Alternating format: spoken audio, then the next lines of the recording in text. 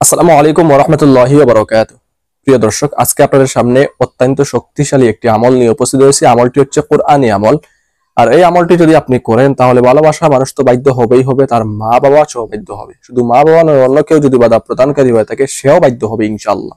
এত শক্তিশালী আমলটি সম্পূর্ণ কোরআনী আমল, কোরআনের একটি আয়াত।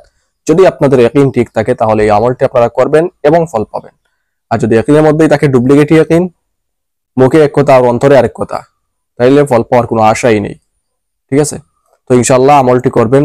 আমলটি অত্যন্ত সংক্ষিপ্ত, আর নিজের উপরে একটু বিশ্বাস রাখবেন, পরিপূর্ণ বিশ্বাস রাখবেন যে এই আমল দ্বারা আপনি উপকার পাবেন, যার মধ্যে কোনো মিস নেই। এরকম নিজের উপর একটা আত্মবিশ্বাস স্থাপন করবেন, আর আল্লাহ তাআলার উপর দৃঢ় বিশ্বাস নিয়ে আপনারা আমল করবেন। ইনশাল্লাহ আপনি মাহরুম হবেন না। আপনি যে উদ্দেশ্যে আমল করবেন, অর্থাৎ যাকে বিয়ে করার উদ্দেশ্যে, ভালোবাসার উদ্দেশ্যে অথবা আত্মীয়তা সম্পর্ক সৃষ্টি করার জন্য আপনি আমল করবেন, অত্যন্ত উপকার পাবেন সৎ উদ্দেশ্য নিয়ে। অসৎ উদ্দেশ্যের জন্য আমল করে বিন্দু পরিমাণে কোনো উপকার পাবেন না। যেমন বিয়ে করবেন 5 বছর পরে, আর এখন সম্পর্ক সৃষ্টি করে রাখবেন, আর দিন দিন কথা বলবেন যাতে করে ভালোবাসার পূর্ণতা পায়। ওইরকম ভালোবাসার পূর্ণতা পেতে গিয়ে হাজার হাজার পাপ করবেন, যেটা আপনি নিজেই পাপকে পাপ মনে করবেন না। কারণ কবিরা গুনাহে নিমজ্জিত মানুষ যখন কবিরা গুনাহ করতেই থাকে তখন সে আর পাপকে পাপই মনে করে না, সে সাধারণভাবে করতেই থাকে। ঠিক আছে? তো এরকম কোনো কিছুতে হবে না কাজ। যদি মনে করেন যে সব কাজ করার মালিক আল্লাহ তাআলা, বিয়ে করতে চাইতেছেন, বিয়ের ব্যবস্থা করে দেওয়ার মালিক আল্লাহ তাআলা, আল্লাহ তাআলা যদি বিয়ে করে দিতে চান তাইলে পাপ করা ছাড়াও আল্লাহ তাআলা মিলিয়ে দিবেন। আর আল্লাহ তাআলা যদি আপনাদের জোড়া না মিলান, তাহলে আপনি যতই পাপ করেন না কেন, যতই দেহ বুক করান, তারপরেও তাকে পাবেন না। যদি এরকম বিশ্বাস আপনার থাকে অন্তর থেকে, মুখ দিয়ে নয়, মুখ দিয়ে তো অবশ্যই বলবেন যে ঠিক আছে, অন্তর থেকে যদি এরকম বিশ্বাস থাকে তাহলে আপনি আমল করবেন, ইনশাআল্লাহ উপকার পাবেন। ঠিক আছে? আমলের শর্ত হচ্ছে 3টি। একটি হচ্ছে আমল যে আপনি করবেন, আপনার মধ্যে কোনো অসৎ উদ্দেশ্য থাকবে না, অর্থাৎ এই আমল দ্বারা আপনি কোনো গুনাহ সংঘটিত হবে না। এই হলো একটি শর্ত। আর দ্বিতীয় নাম্বার যে শর্ত, সেটা হচ্ছে আপনি যে তাকে সম্পর্ক স্থাপন করবেন, আপনি তাকে বিয়ে করতে চাইতেছেন, মনে করেন বিয়ে করার জন্য আরেকজনের সাথে সম্পর্ক নষ্ট হবে না। যেমন সে বিবাহিত, তারা স্বামী স্ত্রী, এখন আপনি চাইতেছেন, আপনি ভালোবাসছেন, এখন ওইখান থেকে সম্পর্ক বিচ্ছেদ করে আপনি আপনার প্রতি আনবেন, অর্থাৎ সম্পর্ক বিচ্ছিন্ন করবেন, এইরকম উদ্দেশ্য আপনার পূর্ণ হবে না। ঠিক আছে? অথবা তার বিয়ে ঠিক হয়ে গেছে, আপনার সম্পর্ক ছিল, সম্পর্ক থাকা এক জিনিস, আর বিয়ে ঠিক হওয়া এটার গুরুত্ব আরো বেশি, সেজন্য এটা হবে না। ঠিক আছে? আর যদি আপনার তকদিরে থাকে তাহলে অনেক বিয়ে ঠিক হয় তারপরে বিয়ে ভেঙে যায়, সেটা অন্য ব্যাপার। কিন্তু আপনি এটার জন্য যে কাজ করবেন আর কাজ করে এটা ফিরিয়ে আনবেন, এটা সম্ভব হবে না। তৃতীয় নাম্বার সেটা হচ্ছে সে আপনার সাথে অভিনয় করতেছে না, সত্যিকারে আপনাকে বিগত দিন ভালোবাসছে, এখন বাসতেছে না। তার মন আপনি দেখতে পারবেন না, মন দেখার মালিক হচ্ছেন একমাত্র আল্লাহ তাআলা। ওই যে আপনাদেরকে বলি না যে নিয়ত ঠিক রেখে আমল করবেন।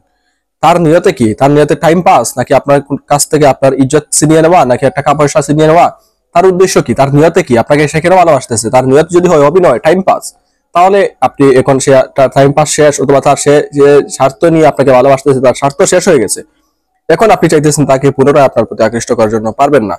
কারণ সে একটা উদ্দেশ্য নিয়ে আপনার সাথে ভালোবাসছে, উদ্দেশ্যটা শেষ। তার উদ্দেশ্য যদি হয় যে আপনাকে নিয়ে বিয়ে করা, লাইফ সেটেল করা, এরকম যদি সে চিন্তা ভাবনা তার অন্তর থেকে নিয়েও ভালোবাসে, আর হঠাৎ করে এখন তার ভালো লাগতেছে না, তাহলে আপনি আমল করবেন, সে ফিরে আসবে। ঠিক আছে?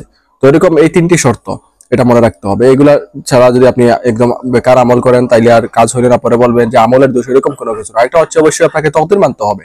তকদিরের উপরে কখনো তদবির উঠবে না, আগে তকদির পরে তদবির। কারণ সে যদি আপনার তকদিরে না থাকে, আপনি জীবনে তাকে পাবেন না, সেটাও আপনাকে বুঝতে হবে, মানতে হবে। ঠিক আছে? তো যাই হোক, আমল ঠিক করে, ইয়াকিন ঠিক রেখে আপনারা আমল করবেন, ইনশাআল্লাহ অত্যন্ত উপকার পাবেন। নিজের পর এই বিশ্বাস রাখবেন, আল্লাহ তাআলার কাছে এরকম চাইবেন যে আল্লাহ তাআলা ওইটা যদি আমার জন্য কল্যাণকর হয় তাহলে আমাকে দান করেন। অর্থাৎ বিয়ের আগে যারা করবেন তাদের জন্য বলতেছি, আল্লাহ তাআলার উপর দৃঢ় বিশ্বাস নিয়ে আপনারা আমল করবেন, সৎ উদ্দেশ্য নিয়ে আমল করবেন, ইনশাআল্লাহ অত্যন্ত উপকার পাবেন। ঠিক আছে? বিয়ের আগে যারা করবেন অবশ্যই এটা মনে রাখবেন। আর বিয়ের পরে যারা করবেন, স্বামী স্ত্রীর জন্য, পিতা মাতার জন্য, আপনাদের জন্য, ইনশাআল্লাহ কোনো সমস্যা নেই, আপনারা আমল করতে পারেন, সৎ উদ্দেশ্য নিয়ে আমল করবেন। এখন এক্সেলেকে অথবা এক্সেলে আমল করতেছেন, মা বাবাকে বাধ্য করে সব জায়গা সম্পত্তি আপনার করে আনবেন, তো এরকম অবৈধ উদ্দেশ্য কোনো অবস্থাতেই পূর্ণ হবে না। ঠিক আছে? ইনশাআল্লাহ সৎ উদ্দেশ্য নিয়ে আমল করবেন। যে আমলটি করবেন সেটা হচ্ছে ইন্নাল্লাহা ইউসমিউ মান ইয়াশা। এই যে আয়াতের একটি অংশ, মাত্র একটি অংশ, এই অংশটুকু আপনারা মাত্র 71 বার পাঠ করবেন। ঠিক আছে? 71 বার আপনারা ইন্নাল্লাহা ইউসমিউ মান ইয়াশা, এটা যদি আপনারা পাঠ করেন, পাঠ করার পরে কয়েকবার দুরূদ শরীফ পাঠ করে নেন।